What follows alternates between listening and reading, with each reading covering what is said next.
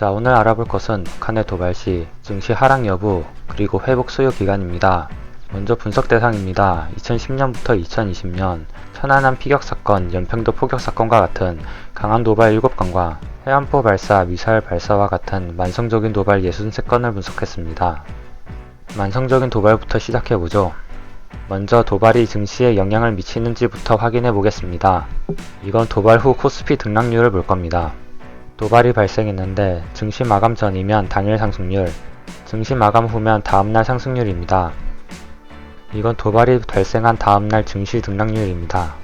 여기 가운데가 0% 선이므로 아래에 있는 사건이 위에 있는 사건보다 많다면 도발이 증시에 영향을 미치는 게 맞겠죠.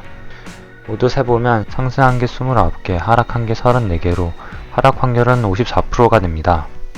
이건 조금 이상하게 느껴지죠. 데이터만 보면 아무런 상관이 없다는 뜻인데 그럼 우리가 경험적으로 아는 것은 무엇일까요? 몇 개 사례를 직접 살펴보죠. 분봉 데이터를 구할 수 있는 최근 2년 내에 장중에 발생한 도발은 총 2건입니다. 한 가지는 2020년 3월 2일입니다. 11시 43분 합참은 북한이 동해상으로 미상 발사체를 발사했다고 발표합니다. 코스피는 정확히 그 시점을 고점으로 하락하기 시작합니다. 그러나 장마감까지 하락폭은 제한적이었고 이는 전일 종가보다 높은 가격입니다. 그리고 오히려 다음날은 상승하여 출발하는 모습을 보였습니다. 다음 사례는 2020년 10월 2일입니다. 14시경 합참은 동해로 북한이 지대함 순항 미사일을 발사했다고 발표합니다. 코스피는 그 시점부터 하락하기 시작합니다. 그러나 장마감까지 하락폭은 제한적이었고 이는 전일 종가보다 높은 가격입니다. 다음날 하락 출발을 하긴 하였으나 종가의 하락분을 모두 메웠습니다. 즉 다시 말해 만성적 도발은 하루 정도의 매우 제한적인 영향을 미칩니다. 다음은 강한 도발을 분석해 보겠습니다. 강한 도발은 다음과 같이 7개 사례를 선정하였습니다. 이 사건들은 모두 인명피해가 발생하거나 진돗개 하나가 발령되어 군사적 긴장감이 높아진 사건들입니다. 만성적 도발과 마찬가지로 우선 사건이 증시에 영향을 미쳤는지 알아보기 위해 도발 후 등락률을 살펴보겠습니다. 위 5개 사건은 증시 마감 후에 발생했기 때문에 다음 개장일이 기준일이 되며 위 2개 사건은 발생 당시에는 사고인지 사건인지 알 수 없었으므로 합참이 북한이 소행이라고 발표한 당일을 기준으로 하였습니다. 도발 후 코스피 등락률을 살펴보면 여기 가운데가 0% 기준선이 되고 모든 사건에서 코스피가 하락한 것을 확인할 수 있습니다. 다음은 본격적으로 하락률과 반등 소요 기간을 확인해보죠. 구하는 방법은 다음과 같습니다. 이렇게 차트가 있을 때 이 화살표가 사건 당일이라고 가정합시다. 그러면 전일 종가를 기준으로 선을 긋습니다.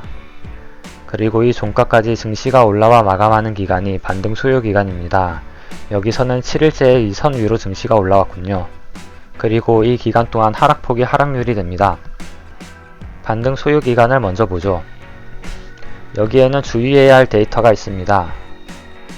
목함질의 매설 사건의 결론은 8월 10일에 나오고 우리 증시는 하락하다 반등을 도모하지만 마침 그때 중국 증시가 폭락함과 동시에 세계 증시가 같이 폭락하는 상황이 발생합니다.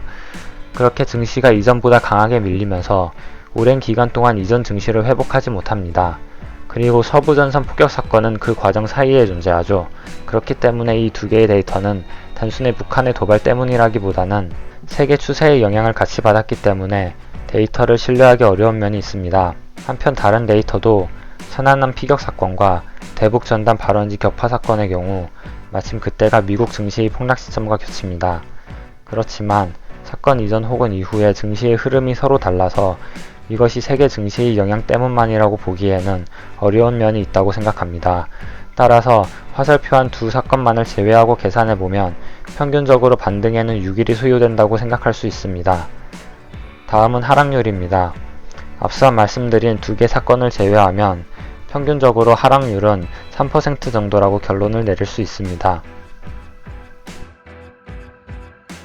그렇지만 겨우 표본 5개로 내린 결론을 신뢰할 수 있을까요? 저는 아니라고 봅니다. 또한 그 5개의 데이터는 세계 증시의 영향을 안 받았다고 말할 수도 없지요. 그렇다면 이 데이터는 완전히 쓸모없는 것일까요? 저는 그렇지 않다고 봅니다. 왜냐하면 세계 증시가 무너지지 않는 이상 이런 강한 도발에도 불구하고 대부분은 10거래일 이내에 단기간에 반등이 나왔음을 알 수 있기 때문입니다. 여기까지 북한의 도발이 우리 증시에 영향을 미쳤는지 과거 사례를 통해 분석해 보았습니다. 모두 성공 투자하시기 바랍니다.